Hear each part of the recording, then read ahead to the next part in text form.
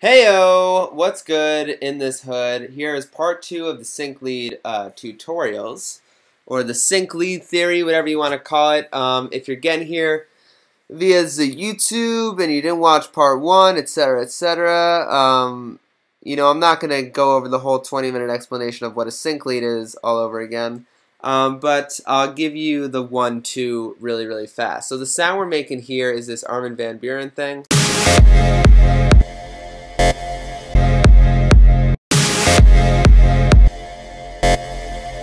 So it's that, that little sync stab, very reminiscent of, kind of reminds me of like Darude's Sandstorm, which is almost a parody of itself.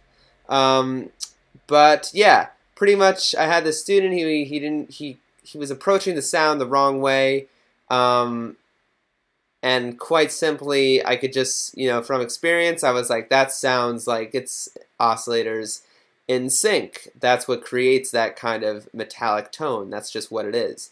So I sat down and we made that, and it's pretty close. So here it is for you guys, the D sharp fat sync stab thingamajig. Alright, so let's hit file new sound. Let's get down on this thing. Amp envelope all the way up by default. Thank you, Massive. You're so kind. That's great. So what we need to do is we need to go over to the wavetables. We got to get the VA wavetables going because we're trying to get our sync on. So if you didn't watch part 1, here's what's going on here. The master, when we're doing hard sync between oscillators, we have a master oscillator which determines the pitch of the sound that we're hearing, and then we have a slave oscillator which determines, basically it determines the timbre.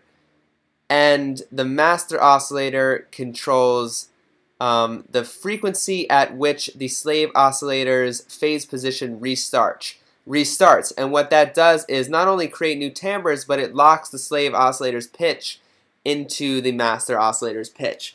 So inside of Massive, because it's a wavetable synthesizer and it's not really doing sync between two oscillators, here's what is happening here. We have a sync knob which determines the pitch of the slave oscillator, and then the pitch over here will basically be determining the pitch of the master oscillator.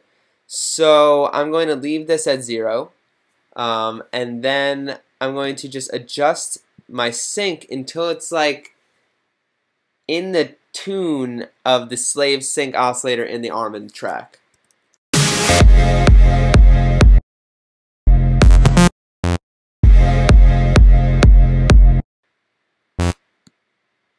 So I guess I'm just going to pull it up until I hear it.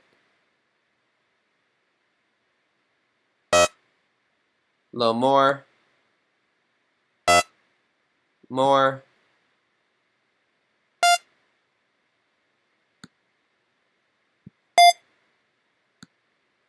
So that's perfectly, like that's like a couple octaves above the master. So we're getting that like perfectly in tune thing. So I got to pull it down. Okay, now we're getting the sync happening.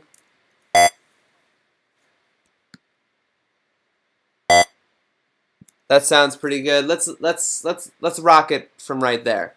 Okay, so that is, believe it or not, that is like pretty much all we have to do here. We need to make this a little bit grittier though. Armin's is a little WW, whoever made this song. There's a little grittier. And there's a really easy way to add that grit to it. So the first thing I'm going to do is I'm going to add more weight to it by turning on oscillator 2, dropping it down an octave, and throwing on just a straight square wave underneath it. So that automatically adds some instant grittiness, some instant overdrive to the signal. And then the next thing that I want to do is I want to use my modulation oscillator to modulate the phase position of oscillator 1 very, very, very fast, and that's going to create a sideband effect much like what we did with LFO 5 in the dog blood lead modulating the pitch of the slave oscillator. It's basically the same exact thing. So if you're not familiar with what the modulation oscillator actually is, what it is a sine wave. It's an oscillator that's generating a sine wave, but we don't actually hear that sine wave. It's just a control signal, just like LFO, just like an LFO. It's basically an LFO. That's all it really is. It's a freaking LFO. The difference between LFO5 and the modulation oscillator, and not to say that this can't change, because in massive pretty much everything is changeable like this. But by default in massive, the modulation oscillator, if we go to the KTR OSC section, what's happening here is the modulation oscillator is being keyboard tracked at the same frequency of oscillator 1, 2, and 3. So whatever note I play on the keyboard, the modulation oscillator is oscillating at that same frequency, okay? So I could turn that off, and this would grant me very metallic, cool sound. So if I turn this on,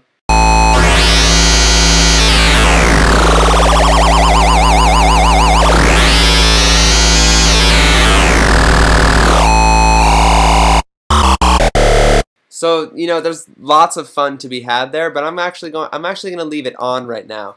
And what I'm going to do is I'm going to very, very gently bump up the phase modulation on oscillator 1 here with the modulation oscillator.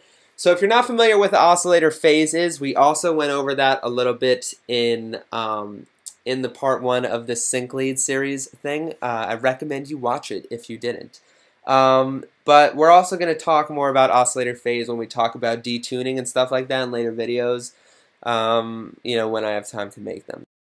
Cool. So let's bump up this oscillator sync until we can start to hear the effect.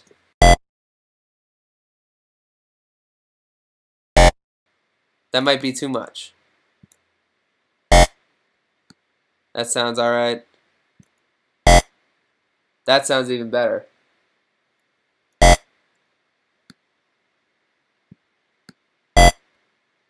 Literally a nudge.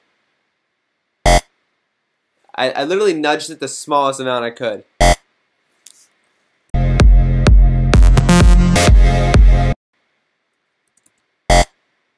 And that honestly sounds the best. So now that that is in there, all we need to do is, this is not how I would do it, but just for demo's sake, I threw on reverb. Armin's reverb is being sidechained, and I wouldn't want to deal with Massive's internal routing and all that stuff. But that's just so you can hear the sound with some reverb.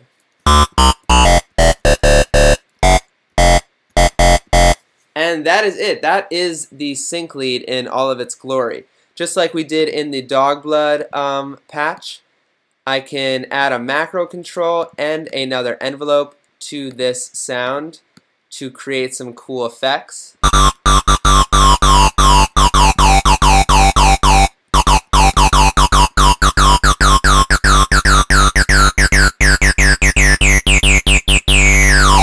But everything I just did there, this extra kind of goodies, is all in part 1 of the sync lead tutorial. But this is the Armin patch. That's it. It couldn't be any simpler than that. Nothing fancy going on. So I hope you enjoyed these sync lead tutorials. Stay tuned. About to go over some strategic drum layering in the next vid I'm uploading. Peace out. You know what I mean? Have a great day.